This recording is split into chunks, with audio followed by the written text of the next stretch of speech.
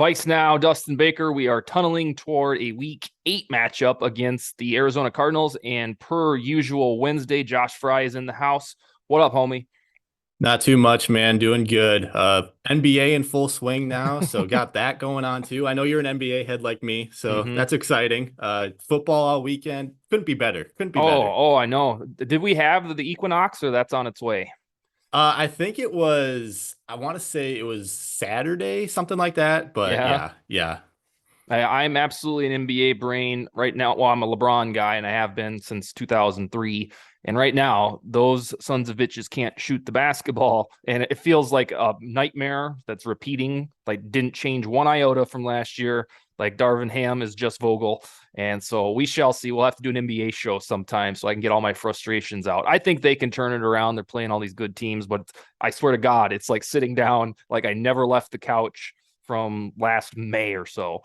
So, Yeah, we'll definitely have to get into it at some point. all right. On a personal note, yesterday on the show, I said a couple falsehoods that I realized after the show I have to clean up.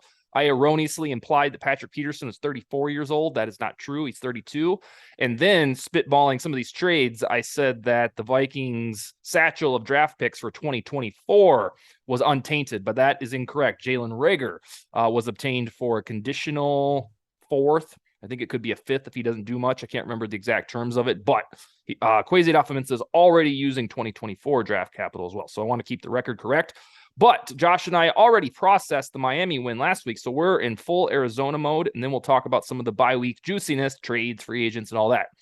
Off air, I was gathering all of the writers from Vikings territory and Purple PSD, their predictions. And a couple are going with the Cardinals. And you are one of those. I don't know if it was a painstaking decision, but explain off the bat why you're leaning towards Arizona.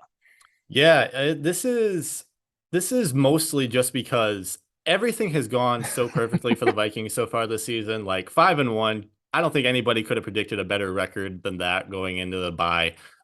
So there's got to be some sort of turbulence at some point. And between coming off a bye, they're 3-9 since 2010 in games coming off a bye. Kevin O'Connell is 1-2 as an offensive coordinator coming off of a bye. And then you've got the whole Ed Donatel against Kyler Murray trying to stop him. They've got DeAndre Hopkins back now. This is just a perfect storm of things that could go wrong, and I just think it's going to go wrong at some point. So this is the week that it happens. That begs the question. Do you think that that would imply the Vikings are maybe around the 10th, 12th best team? Or do you think the Cardinals are turning things around more so than the Vikings are just kind of meh? I think that this is more the Cardinals are going to start turning these things around because no DeAndre Hopkins for the first 6 games. That offense is absolutely terrible and has been historically without him. Last week, they finally got it turned around, dropped 42 on the Saints. I know they gave up 34, but that defense was awesome in the first half with those 3 interceptions of Andy Dalton. This defense has been completely underrated for most of the season, other than that Chiefs game. They forced 7 turnovers in their last 4 games, including 3 in 2 separate games. So this is a really good team. They're hiding under a 3-4 record right now. I think Vegas agrees with you because I do a betting tracker each week for Vikings territory. And last week, the early line was 6.5 points for the Vikings. And I was like, well, this makes sense. It's a 5-1 team playing a 2-4 team at the time. And now it's only 3.5. And I don't know. It seems like with Kyler Murray, you're either getting this moody mediocrity or you're getting the guy who beat the shit out of the Vikings offensively last year, where he looked like prime Russell Wilson. So with the video game released and all that, evidently you think we're gonna get Kyler in his peak form. I think he's gonna come out strong in this game. Like I said, Ed Donatel, those mobile QBs, that Justin Fields game is still stuck in my brain right now of a couple weeks ago. That was a rough one for that defense. But yeah, he dropped 400 yards on the Vikings last year with D Hopkins. Rondale Moore went off for over 100 yards receiving. I wouldn't put it past them to put up 30 points in this game. So yeah, this is the first time I'm going against my preseason schedule prediction. Okay. Yeah, so I'm picking the loss this week. They also have an impressive run defense. I was doing some homework on Dalvin Cook's fine being reduced, and I just assumed that they were probably average, mediocre on rush defense, but they're not. They're about sixth, seventh best in the world Yeah. for disallowing rushing yards, and I think that's probably because of the dudes up front, and then those sexy linebackers they've drafted. And was it back-to-back years with Zaven Collins and Isaiah Simmons? Yep. Back to back. All right. Well, here's where I'm at. I told you off air that if this game was in Arizona, I would certifiably, no ifs, ands, or buts, I would have picked the Cardinals because it just would have felt like, oh, the Vikings on the road, ain't it? But this game is at home. So I haven't formulated a score, and I should get on that soon, probably this afternoon. I do think the Vikings will win, chiefly because it's at home. And we do have these demons with bye weeks, but we have a lot of these demons that have been exercised by O'Connell, whether it's a missed field goal by Will Lutz in London that never happens to the Vikings. It would have been such a Vikings thing for that dude to hit back-to-back 60-yarders and send them to overtime.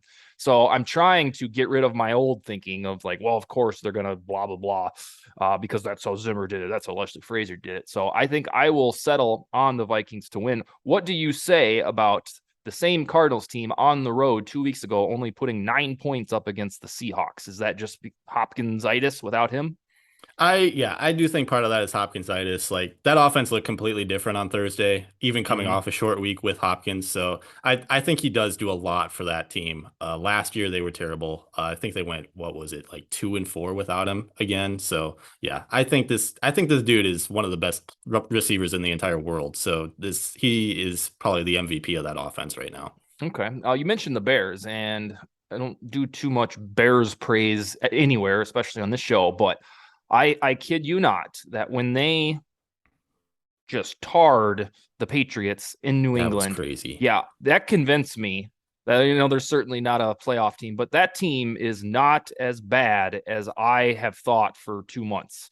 You don't go into New England against any version of Belichick quarterback, even playing hopscotch with both the guys, and just thoroughly crush them. So, as much as I can on the Bears, I've had an about face on them that perhaps Eberfluss, or however you say his name, wasn't a terrible hire.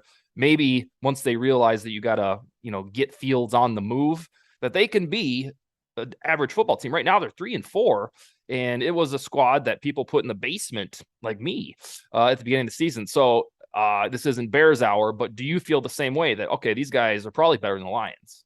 I do think they're better than the Lions just because first of all, I don't think their defense is as bad as Lions defense. Like that's as Yeah. bad as it gets. And then Fields at QB, he does so much with the ball. He can run. He's turning into a pretty decent passer too, especially with Mooney getting on a roll. Mm-hmm. So if they add another wide receiver at this deadline, that'd be pretty interesting to see down the stretch of the season what they can do. But yeah, I think this is a better team than the Lions. It's not necessarily what I thought going into the year, but yeah. Well, the thing with the Lions is that they were everybody's fashionable pick not to Oh yeah. suck again because the whole head coach is so damn lovable. They were on the TV show, The Hard Knocks, and then they were scoring points galore. But the dust settles, and you're almost halfway through the season, and they're garbage. Yep. And Campbell's on the hot seat after 6 weeks ago. We were like, oh, this guy's so cool, and yeah, so it just shows you that wins and losses are, they're always the arbiter, but for the Lions, it was a total reversal of, I guess, momentum or enthusiasm. Yeah, I think Campbell's what the third most likely coach to be the next one fired right now. So Yeah. yeah, how the turntables. Yeah. So the one more thing on the Cardinals before we talk about some trade and free agent stuff. So you sound higher than most on them, chiefly because Hopkins is back. So if you're correct, they go to 4-4. I guess I'd say in a wide open NFC chunk of wildcard teams. Do you forecast them being a team that creeps up into 10-7 range, or do you think that they just win this week on a pathway to 8-9 or 9-8? I think this is kind of just they're gonna end up middling around 500 for most of the year because if I'm not mistaken, they've got a couple of really tough games left on their schedule too, and then you can't count out the Rams to turn things around either, especially if Mm-hmm. Allen Robinson gets going here. So I do think that they're going to be probably around that 8-9, 9-8 mark for most of the season. And that would probably be walking papers for Kingsbury. Oh yeah, Okay. I'd assume so. Yeah. Let's see. What was the other? I was going to say one more thing about the Cardinals, but it escapes me now. I'll have to come back to it. All right, let's do some of the bye week stuff, the trade stuff. So yesterday on this show, I talked ad nauseum about 4 dudes who could be obtained via trade. And then I finished with Kyle Rudolph, who I don't think they'd have to trade for. I think he would just ask us for release and he'd be granted, but we'll get to that in a minute.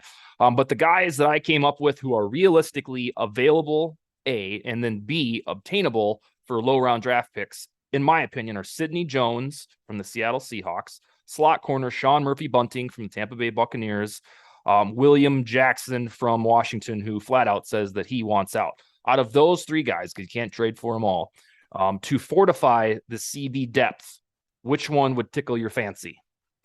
Well, if you're gonna give me an option of a dude that's been a key part of a playoff run and is a big need for this Vikings defense, I got to go with Murphy Bunting right now. Okay. 2020, he had 3 interceptions during the playoffs, including against Drew Brees, Aaron Rodgers. So this dude, he hasn't been as great this season, but over the first portion of his career, he's been one of the guys for this Tampa Bay defense. And if you can get him for even like one of those day 3 picks, like I think you got to do it, especially with how Chandon Sullivan has been.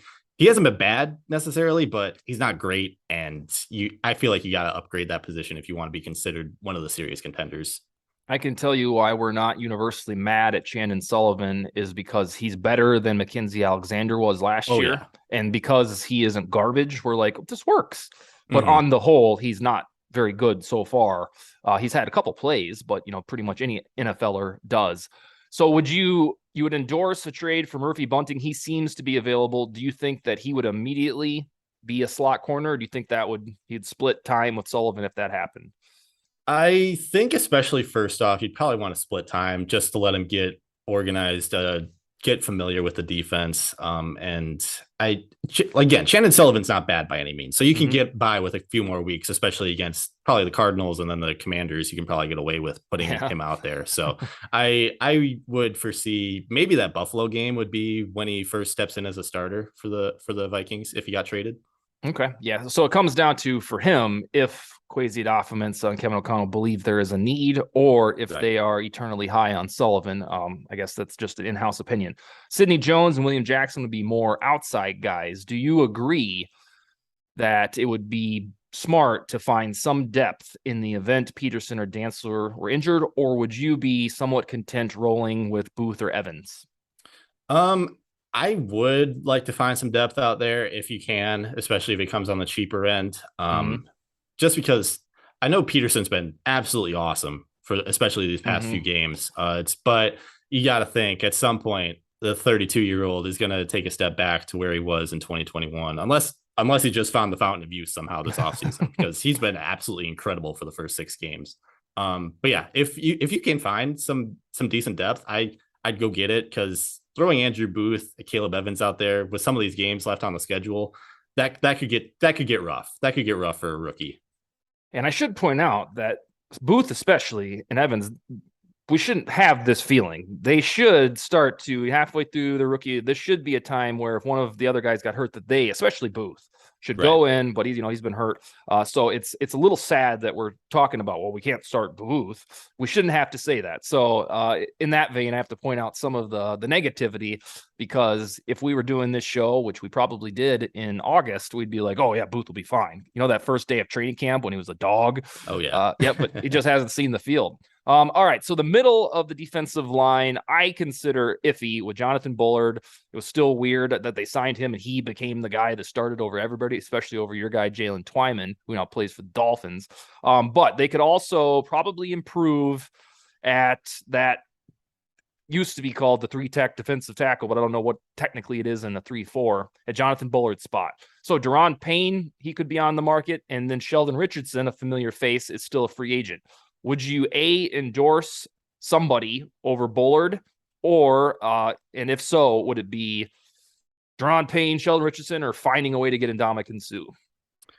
I think Bullard has been at least okay at that spot so far this season, so I don't think it's necessarily a pressing need. That said, if you can go find depth, especially at a position as important as the defensive line, you go do it anytime you can. I mean, anytime you can. The more depth, the better at that spot. So yeah, I'd be totally fine with that.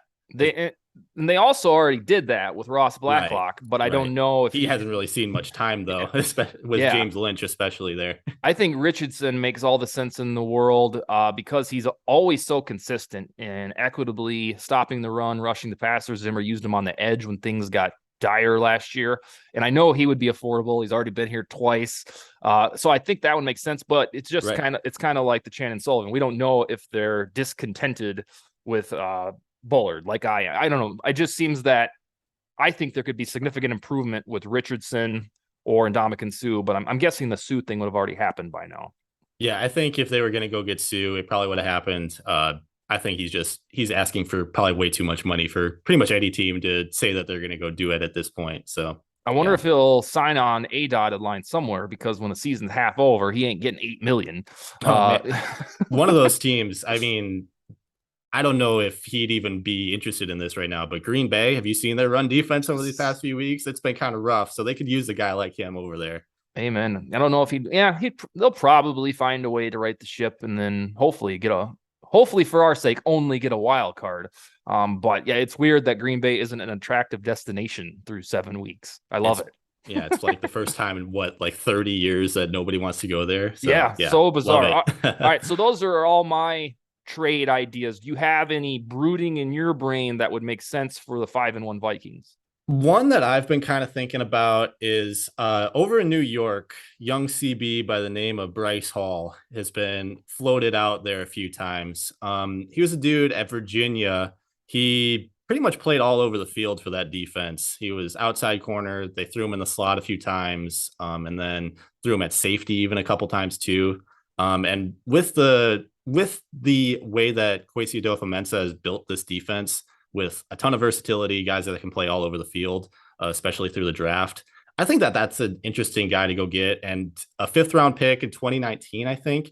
So he's only got a cap hit of like $1 million, so it'd be very easy to bring him in. And the Jets are trying to trade him too, so they're not going to demand a huge draft capital for him. It's just with Sauce Gardner over there now, he just hasn't been getting any snaps. So that'd be a guy that I'd go get personally, because not only does he fill a need now, but he could fill a need for the future too.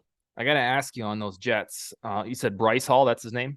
Yeah. Okay. So what's the deal? You have him and then Denzel Mims and then Elijah Moore. Like all three of these dudes don't want to play there, but all of a sudden they're 5-2. What gives?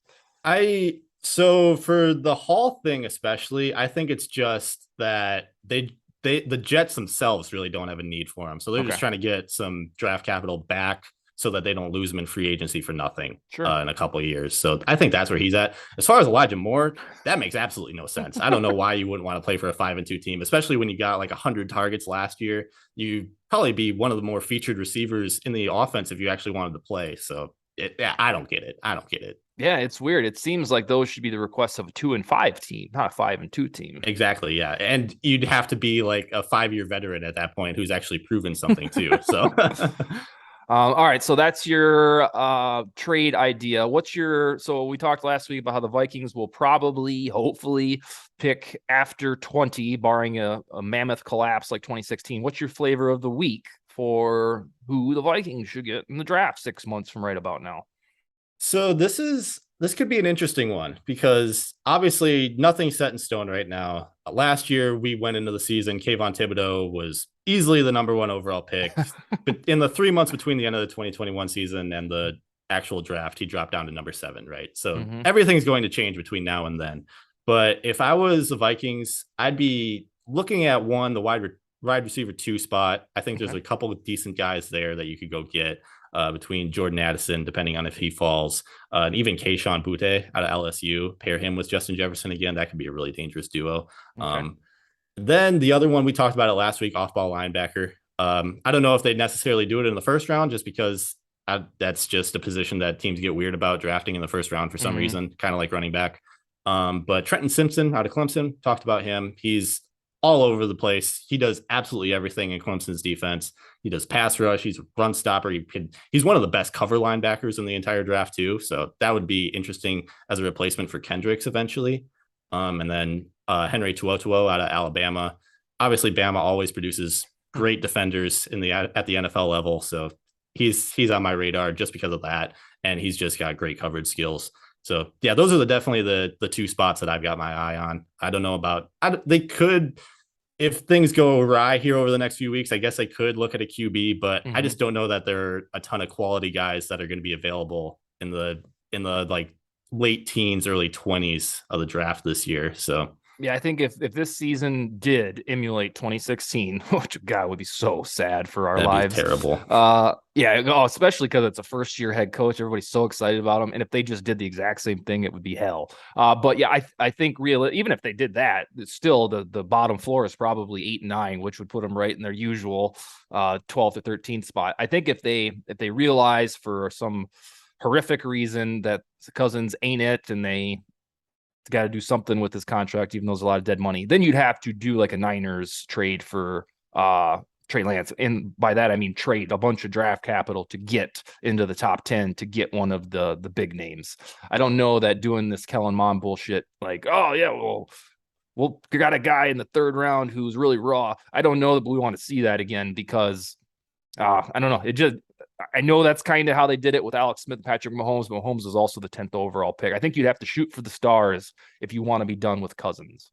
Yeah, and honestly, I'm not seeing a ton out of this draft class that would make me feel comfortable doing that. Like, yeah, CJ Stroud and Bryce Young are at the top, and they've got all their great perks, but Stroud is an Ohio State QB. We've seen how those have panned out in the past. It doesn't look good on a lot of NFL resumes.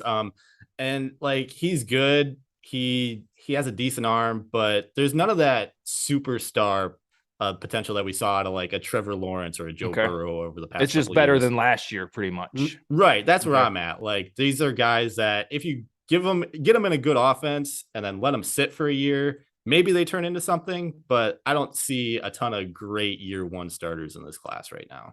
All right. My final thing I'll ask you is 2 topics of the week. One is more sexy than the other. Will and should the Vikings add Kyle Rudolph or Odell Beckham? Will or should on both? Kyle Rudolph, I'd be down just because of the storyline. Again, he's probably going to come cheap. Don't know that he potentially adds a ton other than maybe in the red zone. He gets a few touchdowns here or there down the stretch, which could be good. Could be good down the stretch of the season. Odell he'd be a massive story too, just because pairing him with Justin Jefferson. Oh my God, what could that offense turn into? But again, there's going to be so many teams competing for that contract. And I mean, they've got ways to clear cap space if they're apparently looking at Brandon Cooks now too. I didn't know that. Yeah. Darren Wolfson, I think, reported that yesterday. Really? So obviously they've got ways of clearing cap space if it comes down to it, but will he choose Minnesota over the beaches of Miami or LA? That's pretty much what I'm coming down to at this point. The Cooks one is new for me, and that one would be cool only because he's guaranteed production. He's about as steady as they get. He doesn't rock the boat. He doesn't even celebrate touchdowns. I just know him from fantasy football. If you draft him, maybe this year isn't the best year, but you can start him that out. You can start him almost every week in the last 4 years and get 13 points like clockwork. He doesn't have like the crazy swings like Mike Evans where you get 40 one week and 2. So yeah, Cooks is steady Eddie, and I don't know how I'd feel about him over Thielen, at least in terms of targets, but I guess that's not up to me. Right. All right, sir. Your formal prediction is Cardinals over Vikings by what score? 24-17 Cardinals this week. So even kind of a low scoring by today's standards. Okay. Yeah. All right, sir. We'll be back to check if you were right. Hopefully you weren't next Wednesday, and then get into Cousins Revenge Week heading to Washington. Sounds good to me. Any closing arguments? Hopefully I'm wrong this week. Let's just go with that. That works. All right, my man. We'll see you next week, and Skol, baby.